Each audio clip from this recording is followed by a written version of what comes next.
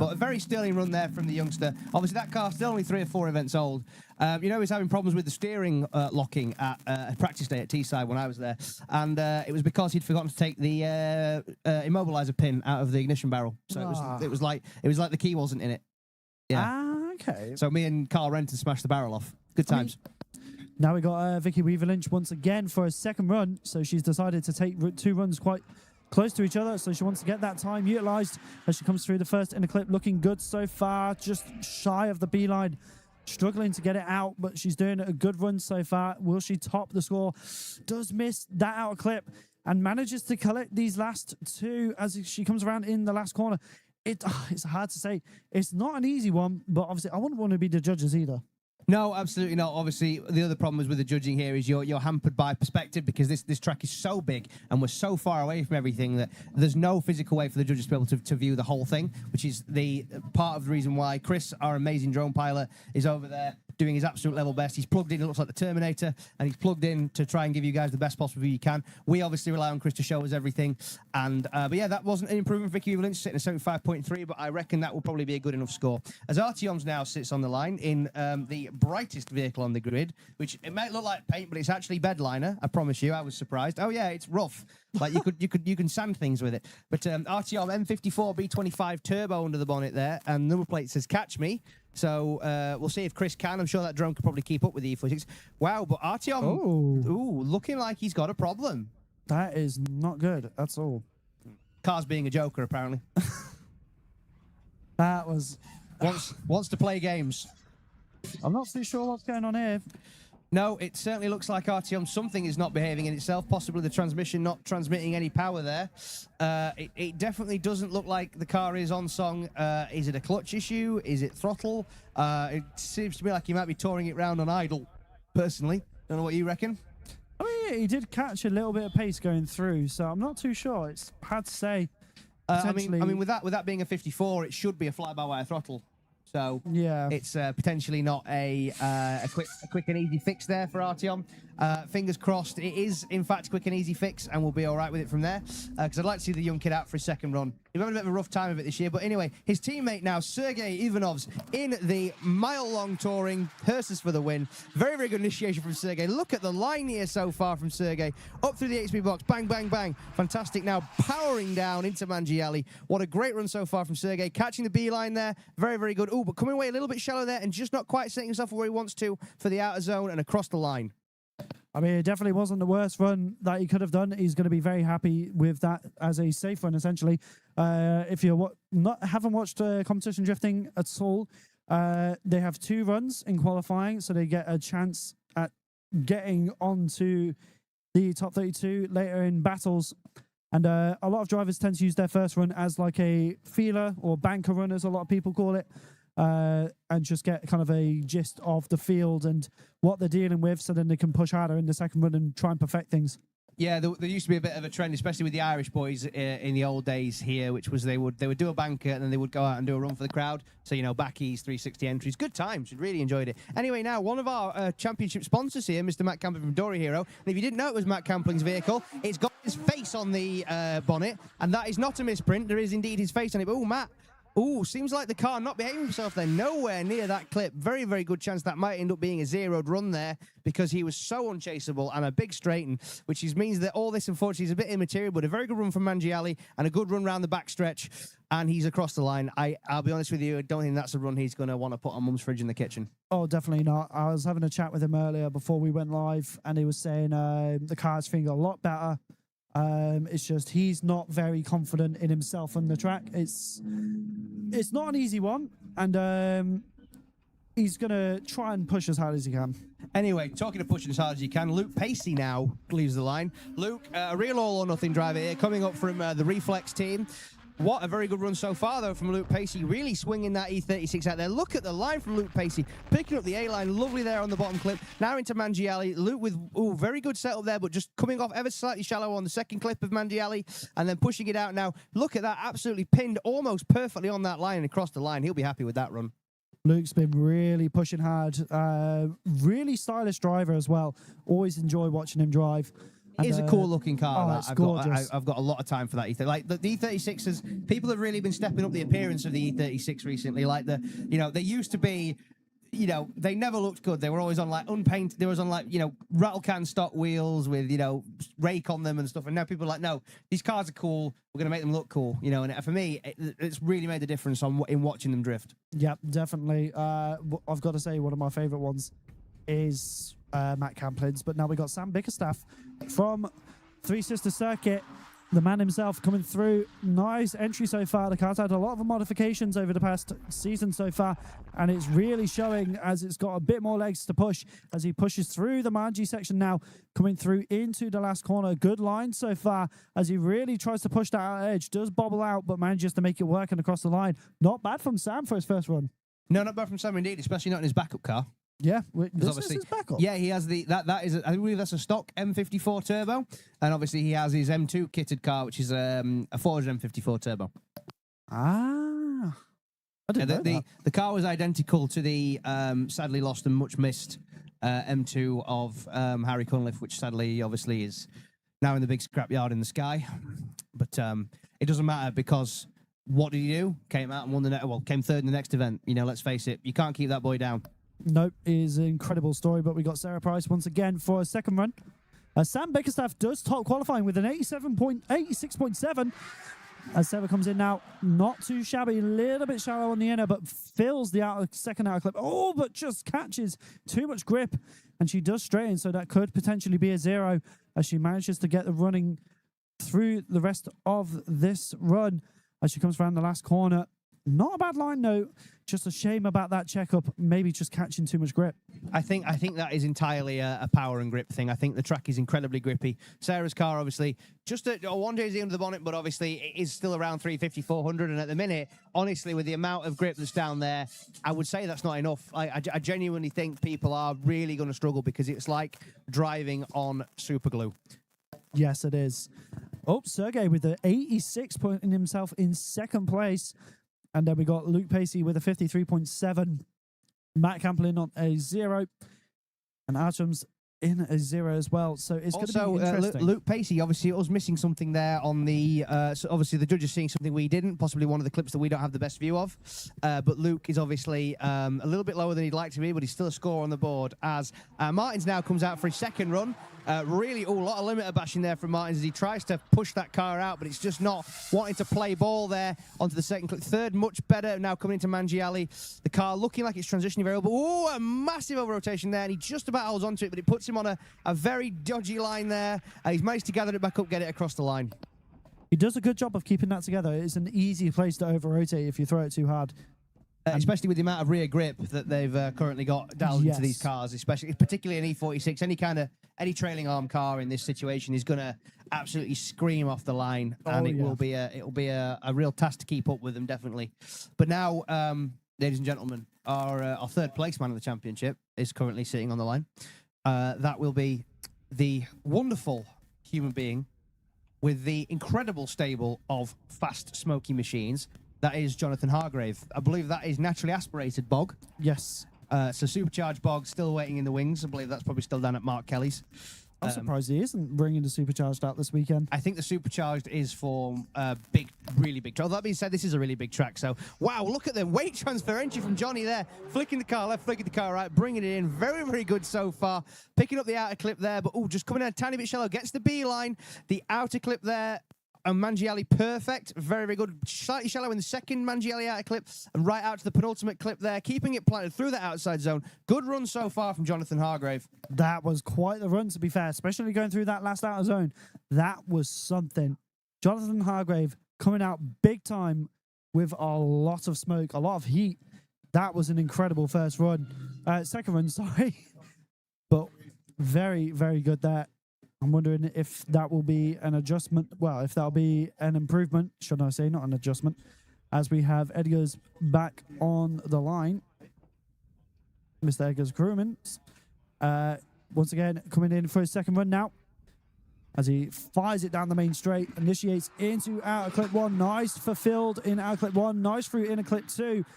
Oh, this is looking good so far as he just misses out of clip 3, and he's managing to bring it back so far as he comes around into the last transition, gets the decel in. Nice line so far. Could be a little bit deeper, though, as he comes across the line. Not a bad second run there from Edgar's. I would honestly say that Edgar's first run is got him perfectly safe competition, I would say. 78.7, I highly doubt you're going to get 32 drivers that are going to score higher than that. So, realistically, I think Edgar's could have, this was more of a, maybe just to feel the car out kind of lap. His crew will have, if his crew are worth the salt, they'll have told him he doesn't need to push too hard. As I've been working with, obviously, our friend Javis Williams a bit this year, I've said, don't go full Jav if you don't need to. So it's quite a good way to orate the idea that maybe you shouldn't push too hard. So, incidentally, now, one of the 2 new drivers, obviously Yanis Vik is one of the new drivers as well, but we also have my man Pablo here, which is Paul Faulkner to his mum. Pablo here in the 357 with a stock VQ35DE under the bonnet. Is that going to help or hinder him? We don't know. It certainly sounds like a stock VQ35DE. That is to say, an elephant dying of flatulence. As he goes through the run so far, fantastic. Good B-line there. Oh, but dragging a little bit wide there, but does pick up the A-line. Very, very good through the Manji. Fantastic so far from Paul Faulkner here. Just needs to be a tiny little bit deeper there, but he's obviously heard me and pushed the car out to the edge of the track. Very good run there from Paul Faulkner with his first ever time in competition. Congratulations, Pablo. That was an incredible first run. And quite frankly, not a fan of the VQ, but he definitely pushed it in the right way. I'd have a VQ over an SR any day of the week. That is true. Yogi, if you're watching, cry about it. He's not watching. Yeah, true. So he is going to be getting a 53.3 for his first run. So that does put him in 12th. I would say that was probably down to the first half of the run. The second half of the run, from what we could see, looked pretty good. Whether or not the judges are considering it chaseable, I don't know. As Gabby leaves the line now in the Monster, although it does have a slightly different heart this time. M50 rather than S54. All the limiter there from Gabby. She fires into the circuit, but she's on a good line for now, although she was a little bit shallow on the earlier clips. Misses the inner clip there in the Manji Alley. Good run so far from Gabby, getting the car out right where she needs it to be and pushing out now to the far edge of the circuit. But maybe a tiny bit too deep there, just falling one wheel offline and across the line and just gathering it up over the finish with a big old opposite flick. That wasn't bad at all. I know Gabby's been struggling with this car all season, and now it really starts to show that she is starting to gel with the car, and quite frankly, it is the most beautiful 46. It is personally my favourite. I think that kit might be a one of one. I'm not sure she can get another one, so if she really stuffs that car, she's buggered. It's definitely not a cheap replacement, that's for sure. But No. she does get a 53.7, so it puts her in 11th. But now we have Robert Spray in the V3 Wisefab 2JZ powered S14. This is an incredible car, an incredible driver, as he got into Class 1 last round. Oh, he just goes too deep, hits the tyre bales. This is the only car on the grid in Class 2 that can really push hard in this layout. He has got the most power, he's got the most angle, but obviously just going a bit too hard into that first corner, so that is going to be a massive deduction, I think. I wouldn't say it was the only car. I'd say it was one of the better placed cars, most definitely. But the other advantage to Rob Spray's car is the 6-speed Quaif that he's just fitted now. Yes. Oh, is that new to this round? Yeah, it was new at Teesside, I believe, but unfortunately, okay. I think the clutch decided it had had enough. There's a few things in the world that are more destructive to carbon, and Bob Spray's right foot is definitely up there somewhere. Well, it wasn't a bad run. Obviously, he is going to be getting a 0 for that with the connection with those tyres. It would have been a much better run had he not punted 4 Pirellis a good 5 feet and lost his bumper in the process. Yes.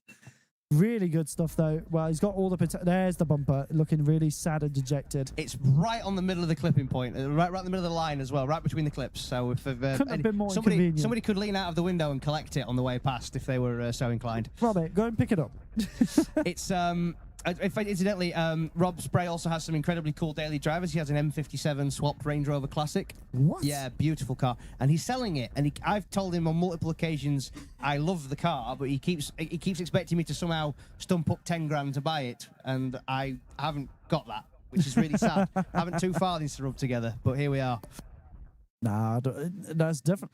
I mean, to be fair, another interesting Range Rover that I've seen is Harry's E46 chassis shell swapped one. Actually, Harry's dad's that car, the Strange Rover. Yes, I'm a big fan of that. I mentioned this last year. Actually, I'm a big fan of that chassis because I'm a big fan of the film Layer Cake, and for me, the P38 sat right at the top of the slope of Range Rover's descent into a car brand for unlikable people. So Yeah, yeah, I can agree with that. So Ken Bogg excluded, because obviously Ken Bogg runs around in the brand new Range Rover Sport, because he's just got a flex like that. So it is a really, really nice car. I mean, to be fair, his trailer is also just as nice. Ken Bogg. I said this to somebody about Nico Shu, who drove at the last round. He's one of those people where if you had just one of his cars, you'd think you were a baller. Yeah, that is true. Yep. Incidentally, now we've got somebody who actually owns a Land Rover as a daily driver, Discovery 4, but here in his 46, Toby Walker now. Oh, a clutch kick initiation there in a straight line, but keeping on throttle, which is the main thing for the judges. Lot of angle there from Toby Walker. Wow. Oh, we're coming in very, very shallow there. The inner clip, picking the inner clip with the back wheels, which is exactly not how the judges want to see it there. Going through Mangielli, picking C-line up so far. C-line into the penultimate clip, and then finally back on form for the last outer zone. Not the kind of run I was expecting to see from Toby Walker there. That seemed a little bit wanton, maybe is the word I would use. Yeah, it's definitely not his best form that we've seen so far this year. But then again, the track does bring out a lot of demons, and it's definitely catching out some of the best drivers on the grid. But we now have Will Hardy. This man has been having issue after issue. Do you know what the issue was today? Ran out of fuel. I had a feeling it was that. Yeah, he ran out of fuel. It happens. We've No, all it been doesn't. there. I've never run out of fuel. Have you run out of fuel? Yet. No, I haven't. Well, that being yet. said, I did ask Max Fletney, and there is no sight glass in the cell. So, there you go. So now, hopefully, you'll have better luck with this run. Here we go, initiating into our clip 1, looking good so far. Fast through inner clip. There we go, transitioning across the track into the second corner. Now entering into Margiali. This is definitely not his best run, but obviously, with the luck he's had with this car, this is definitely a saving grace compared to the rest of the season so far. As he comes across the line, definitely not the worst run he could have done. And we'll have to see what he gets and see how he improves on it. Just looking at the stream comments there, John Salmon. Yes, I include your L322 in that particular sweeping statement I made about Land Rover owners. Sorry, mate. Tell you what, Hardy's car looks absolutely phenomenal with that Need for Speed Most Wanted livery. But speaking of phenomenal looking cars, Alex Williams on the line. It's 85% of a phenomenal looking car because there's not much quarter panel on the opposite side. That is very true. Well, the whole back end of this car is held together by hopes and dreams at this point. And several very hard-working cable ties. Yes. Well, we'll have to see what he does in qualifying, as he didn't get quite the result he wanted last round, so we'll have to see what he can do. But this man is someone who is really committed into his driving. Nice entry. Limiter screaming as he comes through into the second outside clip, transitioning across into the next out clip, coming through into the Mangiali. This is looking good so far. Big angle. Oh, he just almost gets caught up in it, but he manages to make it work somehow.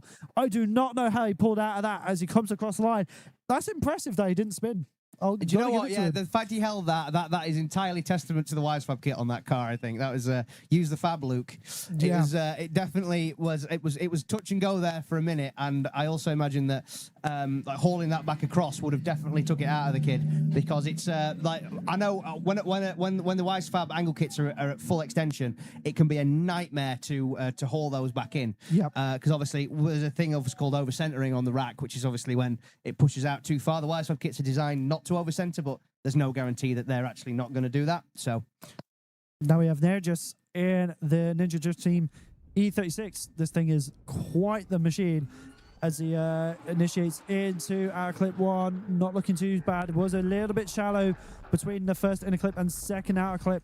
Manages to collect these next few clips. He's doing a good job in the Mangiali so far. Seems to be that this is one of the drivers that succeeds more in the technical sides of the track more than the speed. But he does manage to get the run back together quite nicely, but obviously there's still a lot to be worked on for the second run. Yeah, that car, fresh build for this year, actually. That car, obviously, Nerrid's previously contesting LS1 Saloon, previously owned by Callum Turpey and Arunas. Now, him and Rocky P, the other member of Team Ninja Drift, is sadly not here with us this weekend. Rocky has done a full ground-up build on that shell, so it's a coupe, LS3 engine, some Sonus box. It's a full-on, ready-to-rock drift machine. Incidentally, talking of cars that were not full-on ready-to-rock drift machines until somebody got very happy with the grinder. Johnny Chris coming in now, getting into Class 1 yesterday, taking a podium for the first time last round. We'll have to see what he can do as he gets that UZ-powered Volvo all the way through. Looking good so far, though, as he comes into the second corner in towards Mangiali.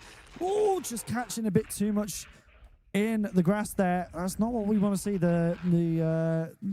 Well, in the driver's briefing, they were told, do not touch the green stuff. Stay on the black stuff. And Johnny Crisp doing a nice little margin there. That's probably more down to flammability than anything else. But yeah, Johnny Crisp there doing a fantastic job with obviously only 300 horsepower and only a 15-inch tyre on the back. You know, he isn't going to be able to get 265 semis on the back of that thing. So, like I say, this is probably these old retro cars. They're amazing looking. But incidentally, somebody else here who's had a full ground-up rebuild, now running LS power, LS2 under the bonnet of this car now. Previously 1UZ turbo. No, it's LS2, I'm afraid, stream graphics. I did ask. This is Paul Seymour, Team Ronin. Only 2 members from Team Ronin represented this year. This event, should I say. Kevin Florence sitting it out. Good run so far from Paul. Sounds like he's picked probably third gear and sticked in it using the torque of that LS to power him through. A little bit shallow there on the first clip into Mangiali, but very, very good into the second. Third clip, gathers it up. Whoa, catches a lot of angle there. Keeps hold of it, plants his foot, lets all those freedom ponies sing, and he's across the line. Wasn't too bad at all. Obviously, new power plant is going to be, he was saying earlier to me that he's still figuring it out, trying to figure out the power band and how it responds in certain situations, but not bad first run whatsoever for Paul.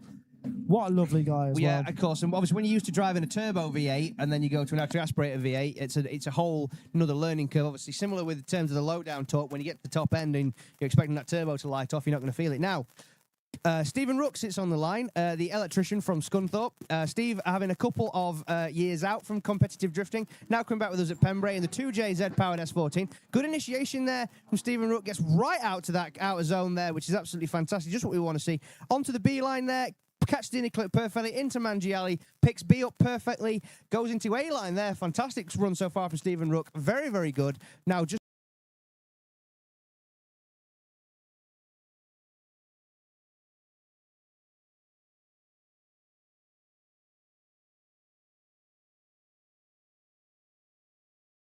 So he is back. Yeah, Kieran Burley line back up on the line back up now. Kieran Burley in the one of the lowest powered cars in the grid, only 240 ponies under the bonnet. Here we go. So I do believe it's a 3 litre. Is it a 3 litre straight six? Here we go. Coming through the first inner clip. Doing a good job so far. Just gets the second outside clip. Manages to fill the first run there. And such a low powered car as well. He probably was the one of the smoothest looking runs. Yeah, ladies and gentlemen, thank you very much for rejoining the stream. We do apologise. I think Brandon dropped his wallet on the main power cable and crushed it. Oh, thank you so much. But now we got Alfie Hunter at the line in that S14 with the cut doors so you can see what his footwork is. Well, it'd be very hard to do when he's going at this speed, but I mean, you can try if you want. He thinks he's Peter Nielsen. No, Alfie actually, great guy. Did a lot of help, a lot of technical advice I've had from Alfie over the past year or two, and what a guy, and I love that car. It's fantastic. Now, with the supercharger, well, listen to it sing all the V8 noises, all the supercharger noises. It's quite a combination. Very, very good run so far from Alfie Hunter, pushing well wide onto the track there. The BMW V8 screaming down there as Alfie pushes very well through Mangiali. Very, very good out to the far edge of the circuit there for the final one, and then out to the final zone. A little bit shallower than he would have liked, but by no means a bad run. Great run there from Alfie Hunter, to be fair. Yeah, definitely pushing that car to the furthest limits of the track that he could. Trying to make everything work. He is the only man that will not be troubling with cooling issues right now. Yeah, that is very true. So that car is cools so well, he sits in the queue with the fans off. Wow. That's impressive. Welded water pump. And when he told me about it, I nearly slapped him. I was like, you're talking bunkum. And he said, no, weld it up so it goes through the hot circuit. And do you know what? I'll be damned if he wasn't right. Fair play. But now we got Matt Camplin, Mr. Dory Hero, for his second run. Will he be able to recover this as he comes through the main straight now? A little bit of a hesitant initiation there. Maybe just trying to get through that first corner, trying to get the momentum as he now comes through the first transition. Looking good so far, though, as he comes through this inner clip, now into the Margie section. Just does miss that outer clip.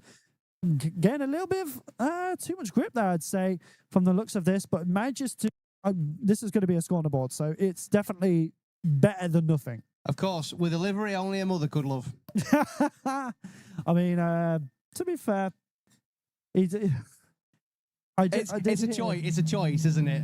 It's like it's one up from the sticker that said sticker. Yes, I love the fact that it was a sticker to kind of poke fun at Bagsy back in the day in like 2014, I think it was. It reminds me of the Ricky Bobby thing, where it's like, this sticker is dangerous and inconvenient, but I do love Fig Newtons.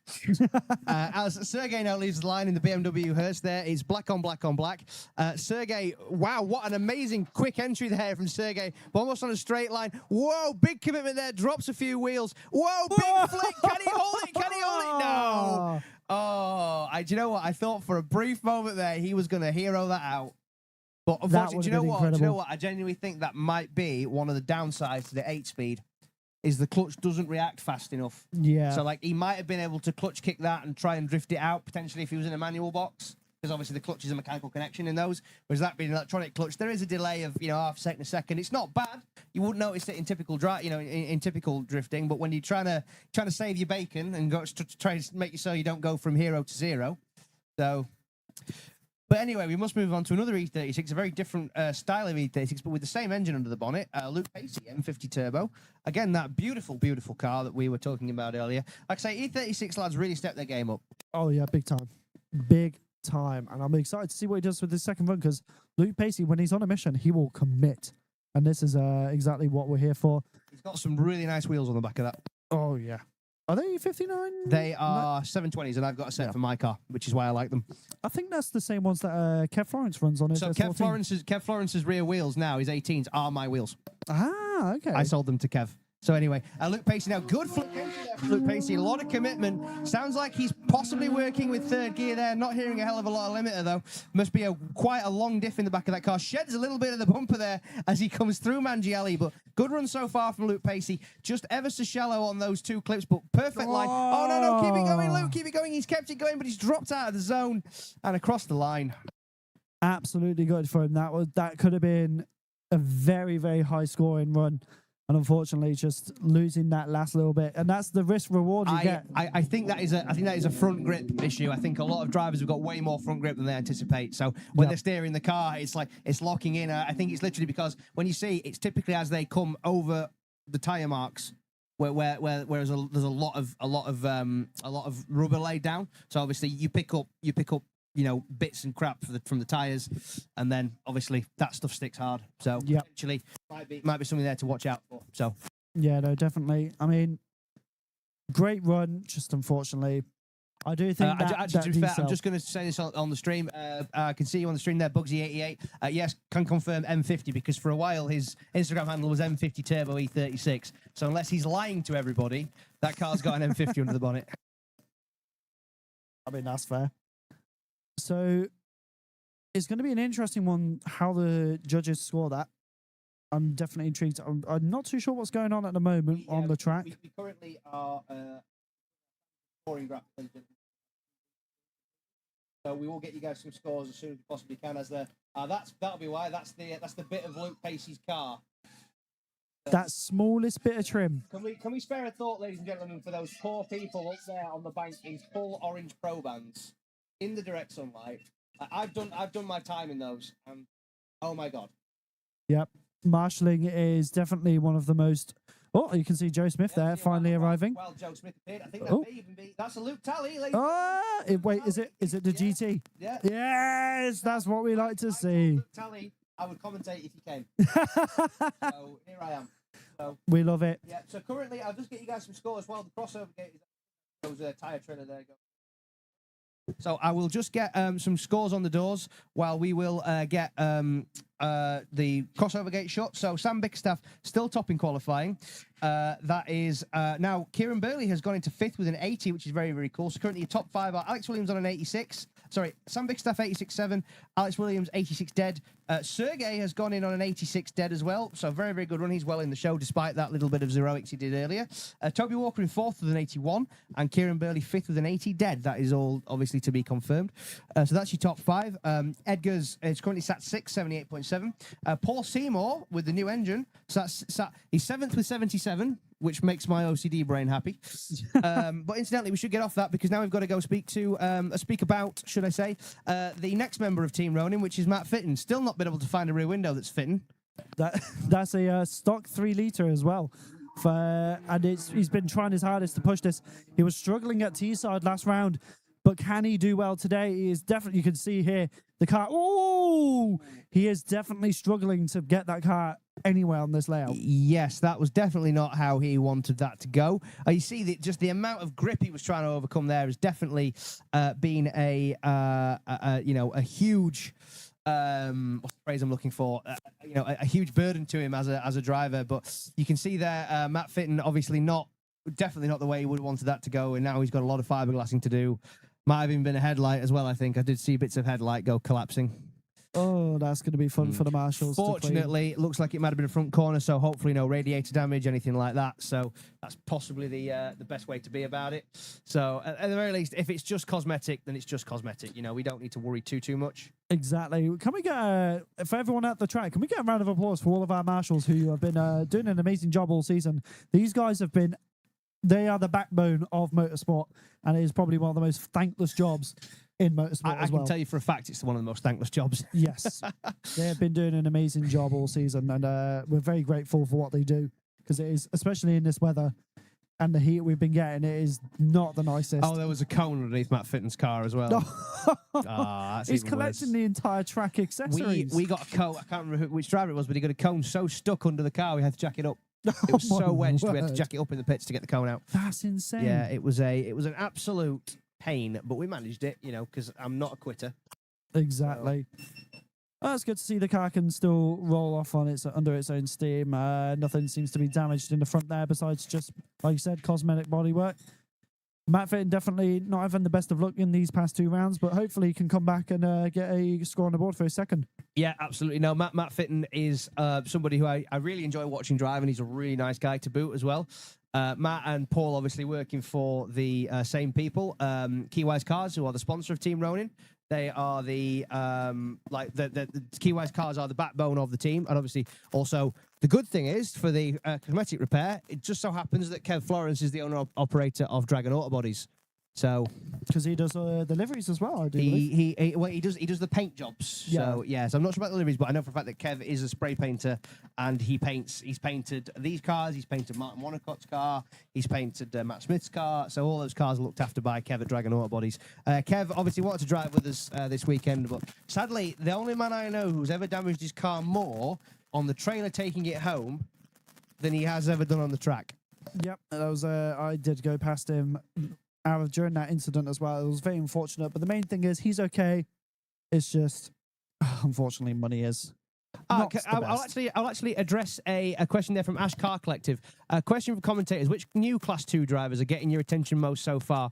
Are you talking if we're talking over the course of the season? There's been a lot of new faces this year, actually. Obviously, somebody who's not driving with us this weekend, but has really stood out to me is Ali Mohammed in the 350Z. Yes, he's been doing a fantastic job. I'm a big fan of Ali as a driver, but there's been quite a few. I mean, I think when the Sora starts to come on top and he doesn't have all these issues he's constantly chasing, I think Jared Gibbons is going to be a brilliant driver. It's good to see a lot of variety in the new cars as well, because it's not your typical S bodies and E36s. We're seeing a few more weird and fun, a few more MX5s, IS200s. I think a lot of the new drivers that have come with us this year that have come in on a license have been doing well. And you know what, as well, they've been turning up. They've been doing what they said they would. They've been listening. They've been professional. They're being courteous, and it's a really, really important way to present yourself as somebody who wants to be involved in high tier motorsport. So anybody out there who thinks, yeah, I could do this, the main thing about it is who you are as a person. Exactly. That's what gets you a lot of partnerships as well. Generally, the better person you are and the harder you work, the more likely you'll go far. That is the main part. Absolutely, yes. It's definitely the main. Like I say, the main thing here, and I'll always say this to everybody in drifting, is nobody cares how good of a driver you are, but you've got to be a good person. Yep, no, I fully agree. Right, because the wheat will be separated from the chaff when it comes to the general consensus on people. Oh, yeah, but now we have Michael Bennett once again coming out for his second run. We'll have to see what he can do with this as he initiates in with that gorgeous E36. mostly operated by Jack Bennett. Nice and deep there in the second outside clip. Transitions across, just a little bit shallow, struggling for grip, maybe too much angle as he comes through the Manji section, doing a good job so far as he comes into the last corner. Can he get the decel? Yes, he can. He's right on that checkered line, maybe one tire over as he comes across the line. Not bad there for Michael Bennett. Definitely an improvement, I'd say. No, I'm impressed. Obviously, Papa Bennett not had a huge amount of seat time in that car. Obviously, No. I believe the V8 car still giving them a few problems, so they have elected to make the poor old S55 run double duty now, which is both a good thing and a bad thing. Obviously, if Papa Bennett breaks it, then Papa Bennett's out of a drive. Yep, that is very true. That is very, very true. But now we have championship leader Jack Drake on the line in that E46. This car has been absolutely flying all season, and Jack has been the perfect pilot behind the steering wheel of this car as I'm well. not sure who changed the alternator on it, but I bet he's very handsome. Oh, yeah. I can imagine. I can imagine him in my head. But here we go as he initiates in. Very nice so far, coming through into the inner clip. He was saying he was having a... Not too sure how he felt, but he's looking really good so far. This is looking like a really good run as he comes through. Hello. As he comes around through the Manji section. Nice and deep. Goes into the decel. Look at this from Jack Drake. Does drop a tire, though, across the line. And it's not bad for a first run there from Jack Drake. I know he's got a lot more in him. Ladies and gentlemen, we apologise for the jump scare there.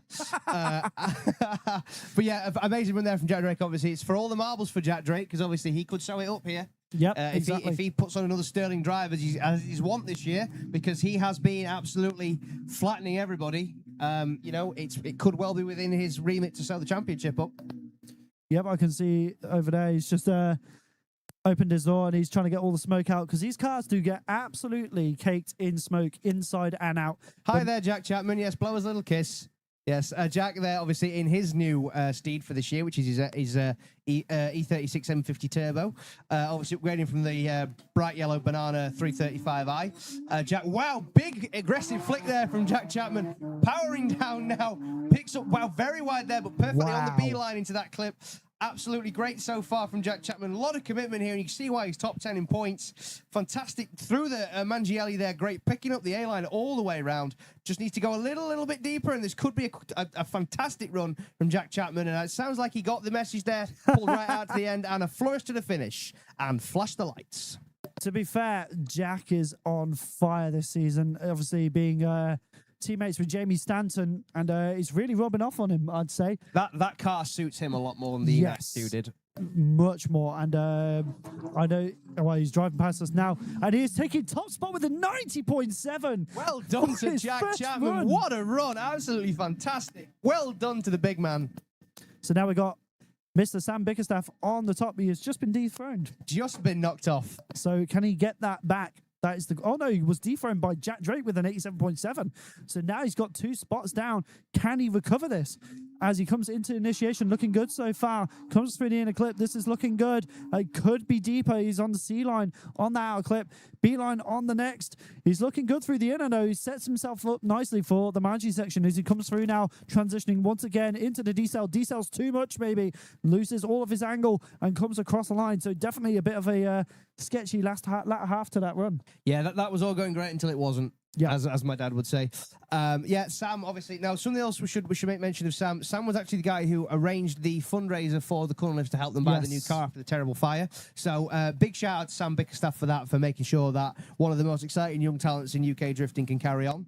It's definitely a hugely important part of the championship, and it's great to still have great to know that the camaraderie involved in drifting is absolutely fantastic. Even James Dean donated to that fundraiser, which is insane. Anyway, Mackenzie Howarth now in the little Turbo MX-5. We were checking this car over in the pits last night because Kenzie fighting a little bit of a misfire, really struggling with grip here. The car is ever so gripped up, and the chassis being very, very short means he's really struggling to get out to that clip. Unfortunately, Kenzie, the car just not wanting to play ball. It's the power here is definitely struggling for him, but he is doing his absolute best with all the clutch kicks, doing a manful job to try and push that car through and across the line. Yeah, Mackenzie definitely not having the easiest time with this car.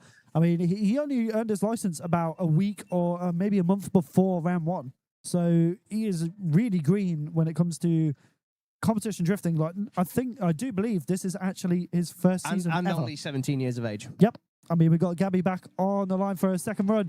Little bit of a hesitant initiation there. I don't know how this is going to go. She comes very deep, just manages to miss it, but does then snap around That is very unfortunate for Gabby. It just was not meant to be on this run.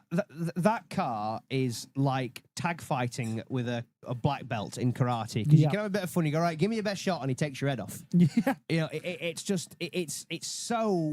so highly strung. It kind of reminds me of like when Phil Morrison used to drive the DW86. Yes. And when he got out of it, he looked like he'd seen his own ghost.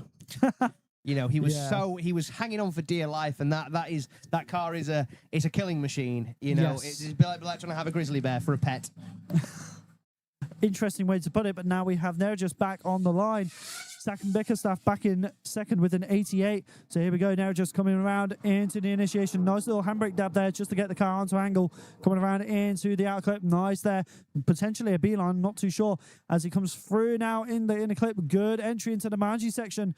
Does go a little bit shallow on that outer clip as he comes into the decel. Little bit of a bobble. Oh, and he over rotates. Fighting the car. Yeah, again, like I say, Nerjus still obviously taking the time to get to grips with this E36, but obviously he doesn't want to take this set of tyres home with him, so why not have a bit of a show? If you're going to do it, you might as well do it. Although, has he stalled the car there? Ooh, I think he did. No, that's some aura loss. Or has he boiled it over? I'm not sure if all that smoke's coming out off the tyres. No, he's got it rolling again. There we go. Yeah, although there is some smoke coming out of Can't it. park there, sir. He can't park there. Well, I mean, he could park there, but he wouldn't have much of a car left. That is very true. Awesome looking car, though. Looks yeah, very cool. Yeah, the Team Ninja, those sort of those cool wide body kits. But now somebody here for a bit of redemption after losing a fight with the tyre bale, Mr. Rob Spray. Here we go. Can he get our score on the board? That is the question. He's got the car, as he got the ability as he comes through into the inner clip, coming around now into the main straight towards the second corner. Here we go. He's doing a much better job so far as he does go very deep in that inner clip, but manages to make it work as he comes through the Manji section now, looking very solid. Good run so far. Keeps it nice and wide. Can he keep it there? Yes, he can. And across the line. Great second run there from Rob Spray. He's going to be happy with that. Yeah, definitely, and that will be a score on the board. I was sitting on a 0 after his unfortunate contact with the tyre bale. So I think at this point now, you know, the fact that he's got a safe run in with a score, like I say, he only needs to out-qualify, I think, 6 people, and he's got it made. Yep. So although I've got to be honest with you, I would have thought potentially with the quality of the runs here, they do seem to be getting better and better until somebody jinxed it and said, "Oh, these runs are great," and then since then there's been 2 spins in a row. So that's just, I believe that's known as the commentator's curse, but now it's the commentator's curse rather than the commentator's curse. As Johnny Chris now leaves the line in the little Volvo 360. Wow, listen to the commitment Johnny's having to give it. I don't think he's come off throttle yet. Whoa. What a flick there from Johnny Chris to get it out to the outer clip. Through Mangiali, perfectly good there, picking up the A-line. What a run so far from Johnny Chris. Just needs to get it out to this outer zone. Keep pedaling it, keep on, and he does. What a great run there from Johnny in Lil Blue. So Rob Spray getting a 72, so he's put himself in a really good spot. But what will Johnny Crisp get? That is the question. That is unbelievable commitment in such a small wheelbase car. I do believe the wheelbase on that is shorter than an MX-5. No, it's a little bit longer. A little bit longer. You wouldn't think it. It looks tiny. I think it's 93 inches, so it's not much. It looks tiny. You wouldn't think it. I think it's because the body's so long on it compared to... yeah, there's a lot of overhang over each side. You know what I mean? Obviously, there's a bit more at the front, a bit more at the back, obviously, with it being a... So obviously, those cars from factory don't have a gearbox. They're a transaxle. Oh, wow. Okay. Yeah. So anyway, we must move on. As Stay Rook now leaves the line. Stay in, the beautiful 2JZ S14 all the way from Scunthorpe. What a run so far from Stay Rook. Bringing it in, whoa, a little bit deep there, just dropping a tyre, but keeps it gathered up, gets out to the next clip, picks up the inner lovely into Mangielli on the B line there, flicks it around, just catching the C line, and a little bit shallow there for the final one, but now he needs to push out to the outer, and he does, and across the line. Not bad at all. Obviously, that the second to last out clip on the Manji, the middle one, the third one, the second one, should I say, not the third, the third's the last one. He definitely looked like he just he transitioned a little bit too late and struggled to catch it properly. As 50 Cent would say, it's all about timing. Yep. And I'm always on time. So Johnny Crisp with an 80, putting him in 7th place. He'll be happy with that. That is the lowest powered car in the top 8. So Yeah, that's, wow. that's very good. As Matt Gell now sits on the line, LS1 of the bonnet of this 350Z. Matt Gell, Mr. Mac Tools dealer in East Yorkshire. So please hit up Matt Gell if you're in the East Yorkshire region and you need some spicy tools. Matt Gell now, actually the only guy other than Bagsy who can say his car's on a toolbox, which I think is very, very cool. There is a custom Matt Gell toolbox as he flicks the car in. Very good run so far from Matt Gell. Nice, lot of commitment there. Big power, keeping the car absolutely pinned through the Manji. Good run so far, and what a brilliant out. Well, very good there onto the back section. Really nice and deep there from Matt Gell and across the line. Definitely a great run there for Matt, and you can see that he's doing a couple of little margies after he finishes the run, so you can tell he's happy. Oh yeah, Matt Gell currently sitting 13th. I think that may be an improvement on his score. Potentially. Alex Williams, cheeky little finger wave there.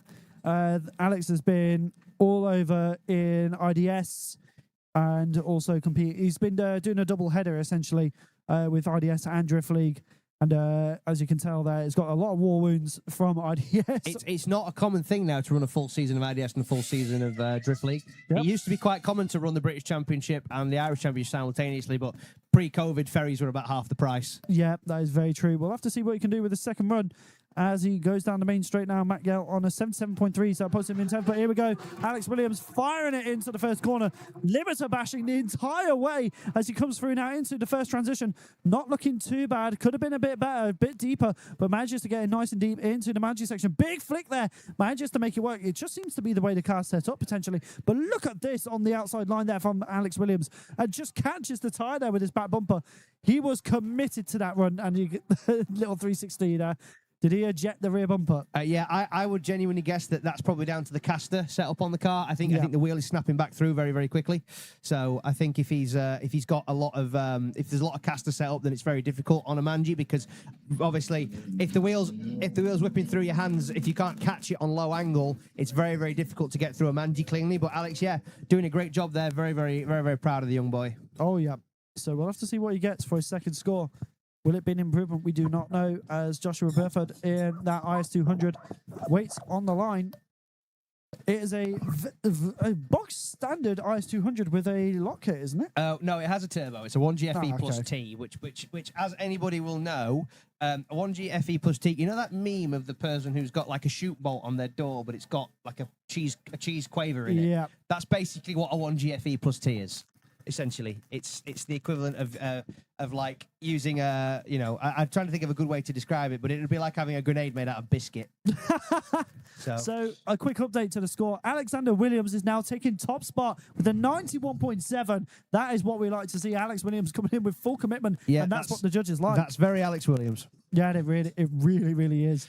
So, yeah, so Josh Burford now setting off very, very, quite an aggressive flick there for a car with such low power. Really, really kicking its head in. But again, just somebody really limited by power, really like pushing that car. You can hear he's wringing its absolute neck. Sound the Irish lads will be very, very familiar with.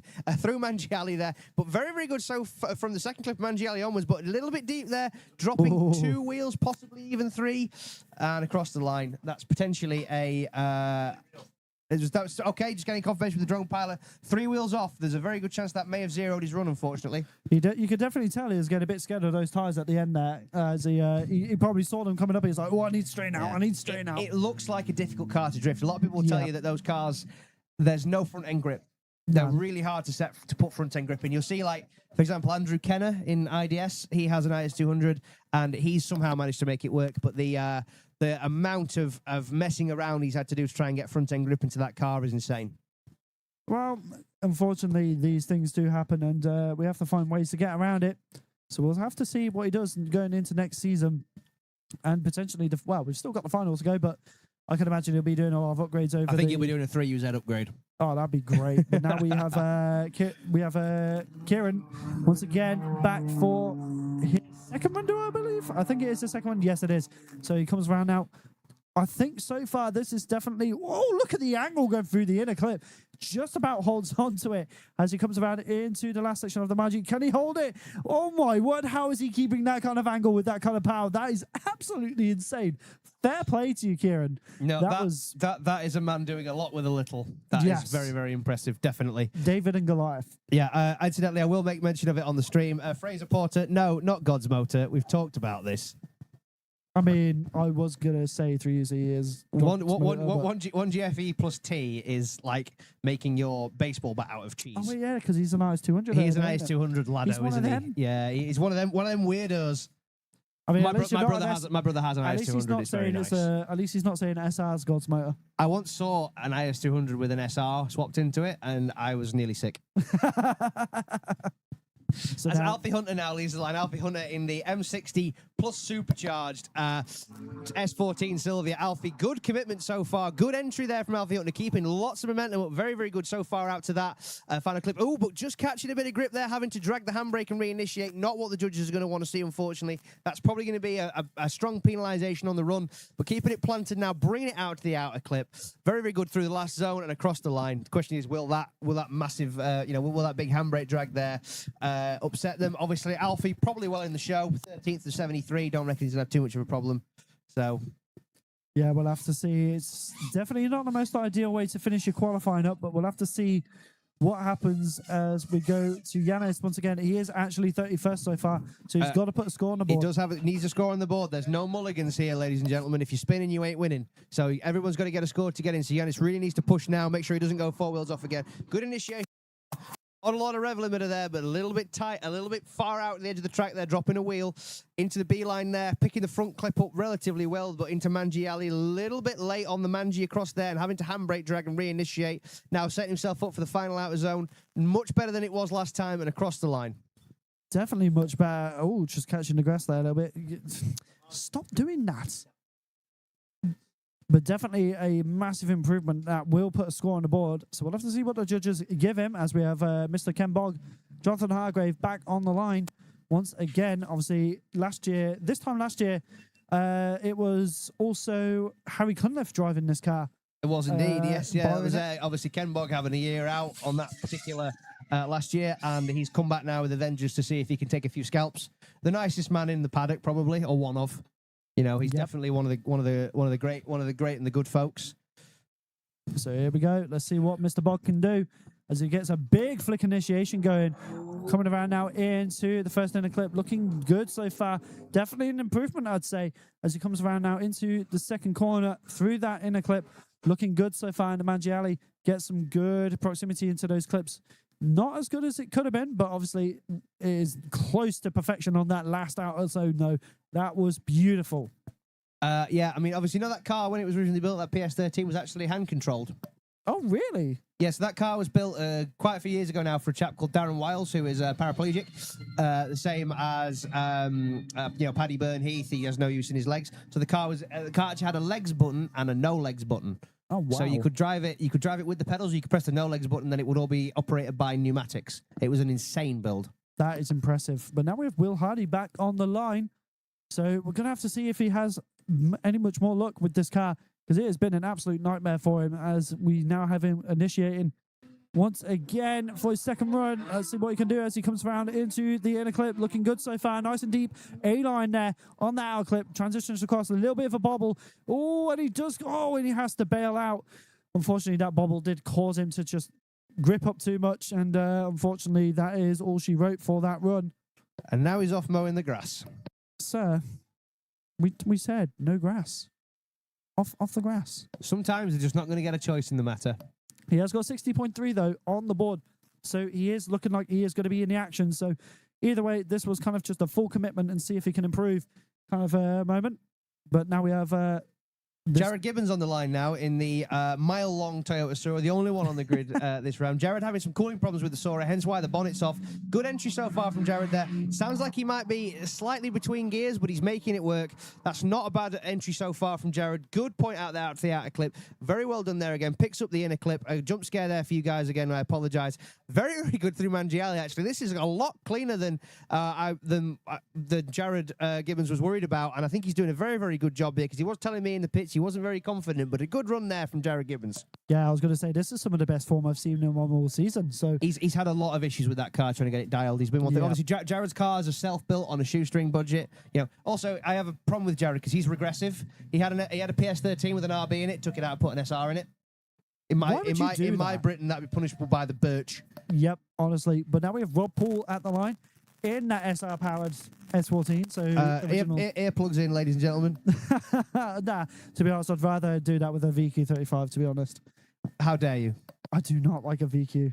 I hate them with a passion. But that's my personal preference. That's the thing, though, about drifting and car setups. Everyone has their own personal preference. I think that's what's beautiful about drifting. You see so many different unique cars, combos, just because everyone likes their own thing. So, and that's what I like about it so much. As we just wait for the start line. What's actually funny is Jared's car was the Sora with 2JZ, which is a factory delivered engine in those cars. This is also a car with a factory delivered engine. Yep, it definitely is. And unfortunately, it had to be an SR. Yeah, looks like there's a bit of deliberation on Jared Gibbons' score, as it's not presently on the pylon. So we will have to just have a little bit of a look at it. I'm guessing because Rob's being held at the start line, the judging team are having a few, shall we say, interesting, bit of a shouty chat, I would imagine. But there must be a score now because there's been a release of the next vehicle.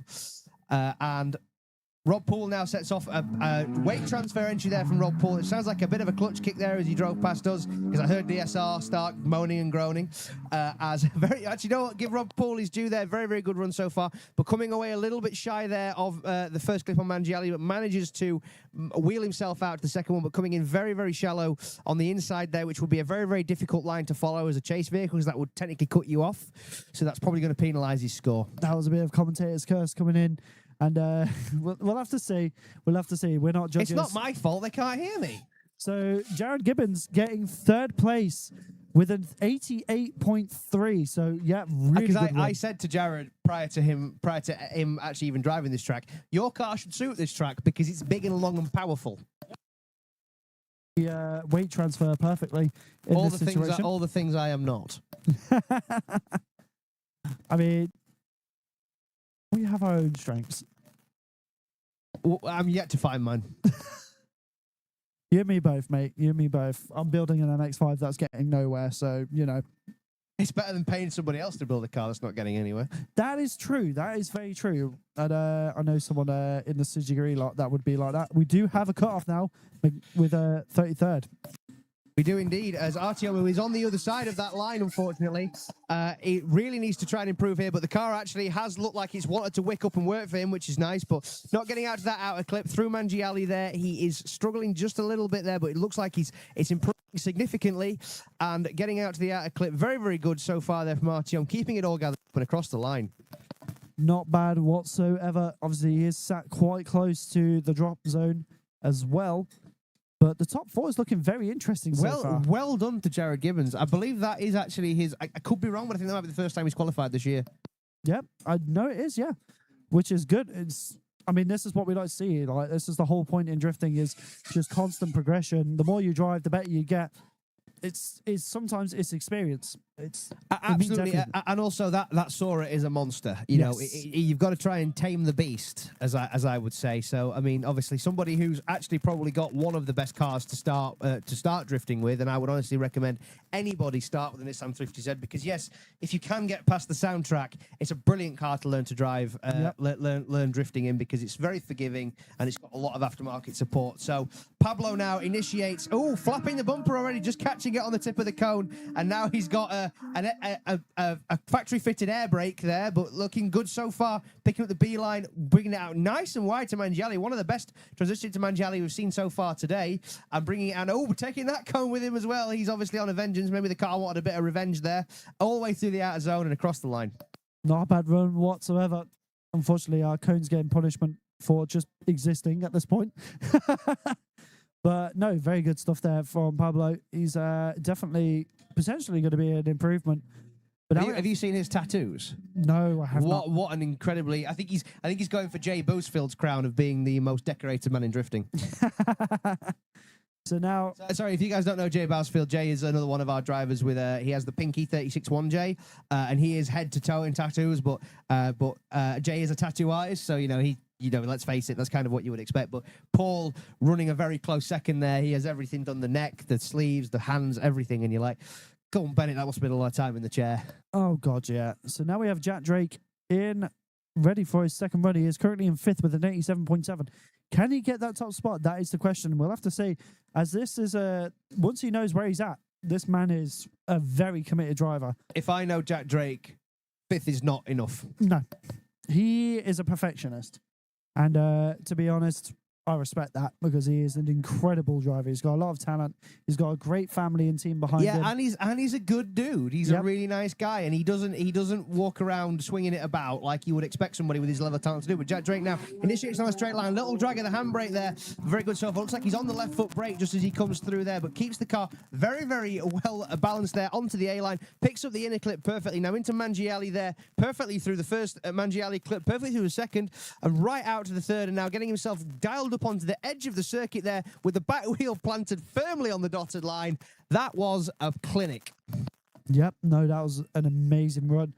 I'd definitely say that initiation is going to be something to contest with, in the sense of that might be the part that hurts his score the most. But we'll have to see. But we now have probably one of the most cheerful and somehow loudest humans on Earth. Somebody who has just spent the last hour and a half battering in a second-hand clutch. Yep. Which you graciously helped fit as well. I've still got the burns on my arm from the old pressure plate that was literally down to the rivets after an event and a half. That is crazy. But that is what I believe is known as full jav. Yep. So that is, we're hoping now that this clutch will hold and it will continue to clutch at the engine.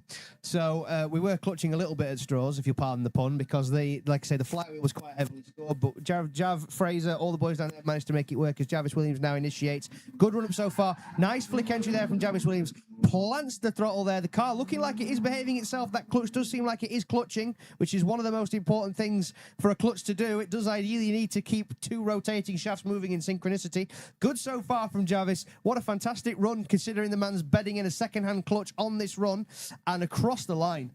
Not bad at all. That was a lot of commitment going into that corner. Obviously, this is his first run, so he's still got a lot to work with. But now his teammate, Mr. Kai Barlow, in that MX-5, obviously him and his dad built that together.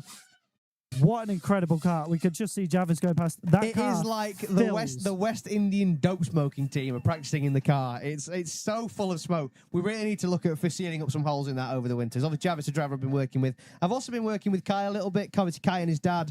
They're a two-man team. Butch Cassidy and the Sundance Kid. They are definitely some of the nicest people in the pits. And Kai, a super humble young guy, motorsport engineering prodigy, completely self-built car, started when he was 13 years of age. As Kai initiates, good commitment there from Kai Barlow. Nice straight line flick, although a little bit shallow there of the outer clip, but picks up the second outer clip very well. Through the in and out, looking good, getting out to Mangiali. Really, really need to pedal this car now to make sure that it doesn't lose momentum on the Mangi. And so far doing quite well. With a little bit of handbrake there, which may just be not what the judges are looking for, but an absolutely fantastic run there from Kyle Barlow in the little MX-5. It looks so sad, doesn't it? It does. I don't want to do this. I'm tired, boss. Yeah, I'm tired. I'm real tired, boss. Yeah, awful tired, dog tired. Right. So now in his baggy trousers, Mr. Mark Brown. He's pumped. He's pumped. He's pumped. He must be listening to House of Fun in there. The garage owner from Essex, obviously, Mark, the owner of First Start Garage down in Canvey. So if you need any work doing, you're in the Essex area, Mark is your man. What a guy. Obviously, this is his plaything, technically, because obviously he has a K-Series S13 as well. Built this to be more reliable. That remains to be seen. Oh, wow. What a very, very committed entry there from Mark Brown. This is good so far between B and C line there, but bringing it out there past between B and A, and then absolutely nailing that inner clip. Now getting into Mangielli, getting the car crossed up, gathered up, and pulling it just exactly where the judges want to see it. Nice and wide and across the line. Gotta say, he's coming in with a lot of heat. He's very, he was saying he doesn't feel that great with this track, so we'll have to see what he can do. But speaking of a man who's just shown us what he can do, I'm not sure if they've told him what he scored the first time, because he seems awfully, what's the phrase I'm looking for? Composed for a man who's just gone fourth in qualifying now, because Jack Drake with an 89.3, knocking him down one spot. But they're fighting for that position. But to say, when you think about it there, that you've got 3 of the top 10 members of the championship and Jared Gibbons. Yep. It's quite impressive. You know what I mean? I would say to anybody that is quite a do. As Jared starts, not an aggressive start there from Jared, obviously trying to modulate his throttle a little bit. Obviously, judges say they want full throttle all the way down the entry. Good entry there from Jared Gibbons, pushing it nice and wide. That mile-long Sora, just dropping a little ever so slightly, but does manage to keep hold of it. Picking up the inner clip really, really nicely there. And up to Mangiali between B and C, picking up A there on the second and B on the third, and then pushing it out now out to the outer line. Very, very easy to do when your car's 62 feet long and across the line. That was quite the run. It left a good impression on my end, that's for sure. Genuinely, I'm a big fan of that car. I've always had a soft spot for a Sora. Yep. They are, yeah, I don't know what it is. Maybe it's because they're also considered to be ugly. I don't think they are. No, I don't either. But I don't think I'm ugly either. But you get told it enough times. It is preference. I've heard that many times about myself, so I won't worry about that. Yeah, it's definitely an awesome car. But anyway, talking of somebody who's currently second in qualifying, but on Alex Williams, Jack Chapman now screaming. Now look at the weight transfer entry from Jack Chapman there. What a fantastic entry as Jack pushes right out to the edge of the circuit, then right out to the edge of the circuit again. He's really, really out with a vengeance this time. He's after kicking ass and taking names as he brings it all the way around now into the final zone. Gathered up perfectly. Oh, is he going to stay? Is he going to keep it on angle? He doesn't care. Why does he care? He's second. He could have done that whole run backwards. He's such a lively character. I love Jack Chapman so much. He has got so much personality. He's a lovely guy. And he is also one of the people who does our scrutineering as well. Yeah, he is indeed. Obviously, Jamie Briggs not making it this weekend, so it's been on Jack and Ian to do it all. Bless them. So now we've got Mackenzie Howarth back on the line. This is his saving grace run now. He's got to put it all on the line. Otherwise, he will not be seeing top 32 action today. As we have Kai Barlow in 66.7. Jarvis with a 61. So they are going to be in the action. But now can the other MX-5 make it in? That is the question. Good commitment, though, so far. Looking a lot better than his first run as he tries to come through into this section now, into the Mangi Alley, as he comes around into the transition. Final transition now, flicks it in, gets the nice detail going as he comes around that last outside zone and comes across the line. That definitely could be a score. And if it is, it's definitely going to be a difficult one. Incidentally, while I've been looking down the stream comments, I happen to notice that watching us live from somewhere is a name I'd love to see return to UK drifting, which is Max Cotton. Oh, yes. Now, Max, I'm sure you're listening, but it will be really great to see you out on the grid soon, my man. Yep, definitely. It's I remember the days of the was it Magnussen Supercharged? It's PS13. PS13. And do you know who owns that PS13 now? No. Ken Bog. Oh, That is Supercharged Bog. Okay. Yeah, so Supercharged Bog was the PS13 previously owned by Max Cotton.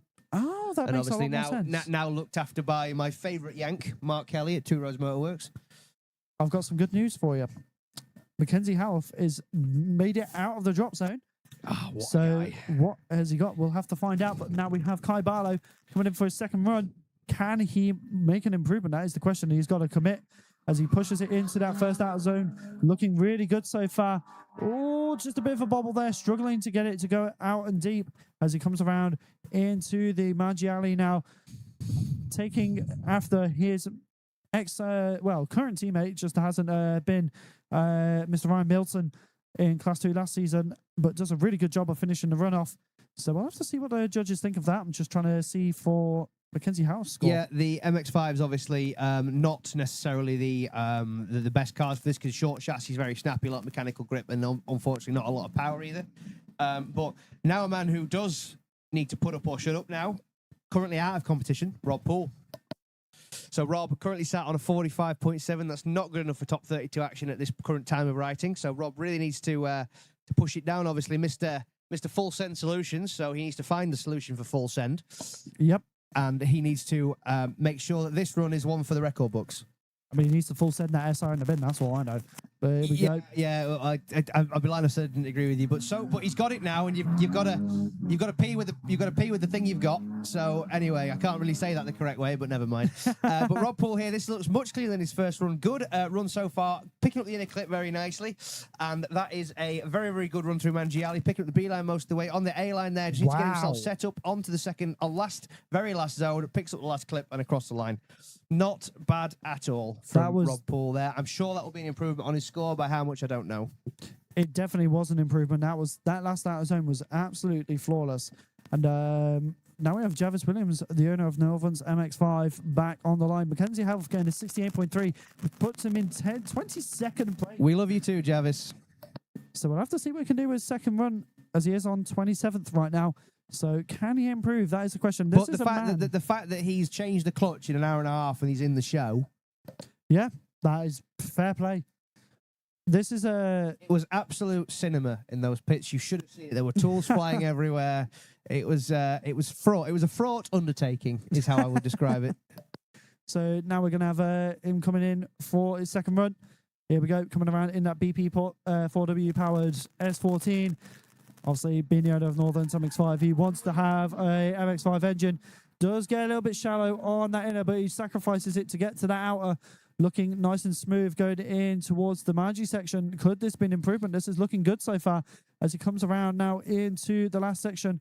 Manages to make it work. This is looking good. Oh, he could be very deep there as he comes across the line. This might hurt his score. Yes, unfortunately, that was looking great it was looking great until it wasn't, is how I would describe it. But yeah, unfortunately, that last zone is very, very key for the drivers because obviously that is a very easy place to get the chase car crossed up. So if you're too wide or you're too shallow, it's really going to impact your score. But I mean, honestly, any run Javis does with that, an electrical failure is a good run in my books because all that wiring in the car's mine. So one thing to note is very interesting. Luke Pacey is on the cutout, but Javis Williams going up to 18th with a 72.7. He'll be happy with that. He'll be very happy with that. But happy. I believe Luke Pacey has done both of his runs, so unfortunately that will see Luke Pacey out of competition. That is very unfortunate. It's very unexpected as well. Yeah, but Gabby that's is a shame. 53.7. Yep. 30-second. That is a... We need to work that out because that may need to go on aggregate runs for the 30-second. I'm fairly certain Gabby zeroed one of her runs and Luke didn't. So we may need to just double check who actually gets 32 if there's nobody else to move them up or down. That's a very good point. Yep. So so obviously it goes on the weighted average, hence why Connor Shanahan won, despite him getting the same score with Dean. He had a better average of the two runs. So we must check that out. So actually, it certainly appears, as we're sitting at it, that both Gabby and Luke are in competition. There may be a Phantom 32 in there, which is a possible. It's a brand new graphic.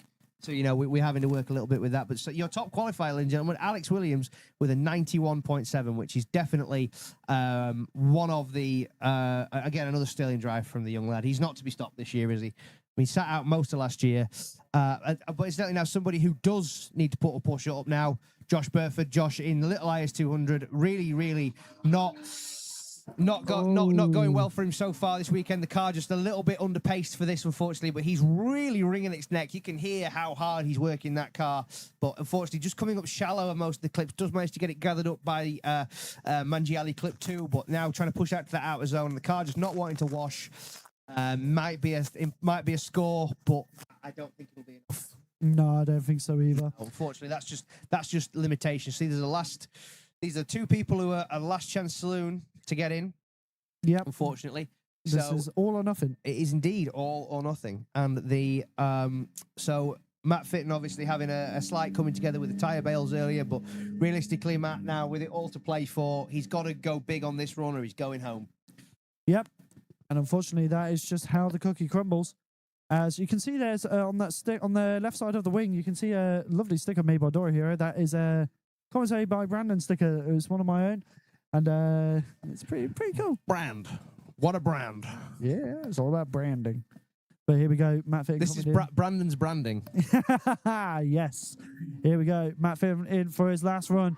Nice initiation, got a lot of commitment there. He is going to try and push it out. It does do a little bit of a straighten up there, but I don't believe he was on full straighten, so it could be a score on the board, but he does miss that out clip. Oh, just almost over rotating there, but manages to make it work somehow. Oh, he's fighting the car. He is fighting it.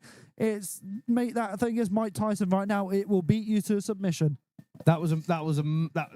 Matt strived manfully to make that run work, but I just don't think it was enough. I just think it's not enough car, and he just unfortunately. I mean, yes, he has the same engine as Kieran Burley, 200, 250 brake, but the saloon is a lot heavier, even without a back window.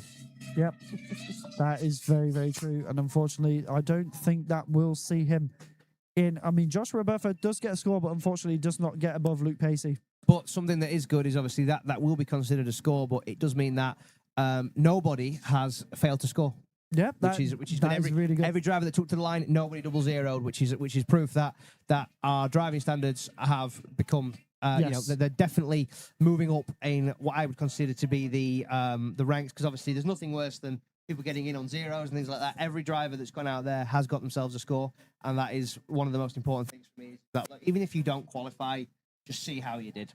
Yeah, exactly. And especially with the kind of power that they have as well. Although I'm not seeing a change in score of McFitton, so we might have just spoken a bit too early there. I would think that would be a score unless they're being really, really, really harsh. But then again, have you seen them? I've met Ed, Brad, and Tyler, and they might just be really, really, really harsh.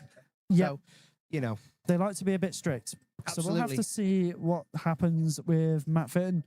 But I do believe that is the end of qualifying for Class 2 powered by Peer Performance. So now we're going to just get prepared for, as you can see there, Pembrey is the home of Welsh Motorsport. We're just going to get prepared for top 32 battles, so we will be having a short break soon. As you can see there, one of our marshals chilling out. I hope you're having a good time there, mate. And I see him looking over. So yeah, now it's on Colgate and the rest of the grinning team to get the meme of the people putting the puppies together. You know, trying to get the puppies together before and they keep wandering off. That's basically Colgate's job when he goes drifting. So it's all on the wonderful smiley Mr. Colgate now. But we'll pick up with you guys very, very shortly. Okay, so yep. I do believe we're going to be having about a 10-15 minute break, and then we'll be moving into qualifying very shortly. But here's your score so far. Alex Williams with a 91.7, Jack Chapman with a 90.7, Jack Drake with an 89.3, Jared Gibbons with an 88.3, Sam Bickerstaff with an 88, Sergey with an 86, Toby Walker with an 81.3, Johnny Crisp with an 80, Kieran Burley also on an 80, just having the lower average score, with Matt Brown in 10th with a 78.7, and just below Edgar Crumans with a 78.7 once again. Matthew Gell in 12th with a 77.3. Paul Seymour just below him in 13th with a 77. Jonathan Hargrave with a 75.7. Vicky Weaver-Lynch with a 75.3.